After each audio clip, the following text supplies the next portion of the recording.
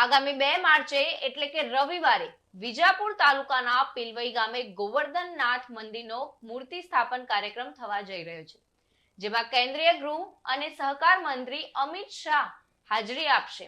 આ કાર્યક્રમને લઈને અધિકારીઓએ મંદિર પરિસર અને આસપાસના વિસ્તારનું નિરીક્ષણ પણ કર્યું છે, જેમાં માણસાના ધારાસભ્ય જે.એસ. પટેલ અને ધારાસભ્ય સી.જે. ચાવડાની ઉપસ્થિતિમાં ડીએસપી પ્રાંત અધિકારી, તાલુકા વિકાસ અધિકારી અને મામલતદાર સહિતના અધિકારીઓ સાથે રિવ્યુ બેઠક યોજાઈ હતી।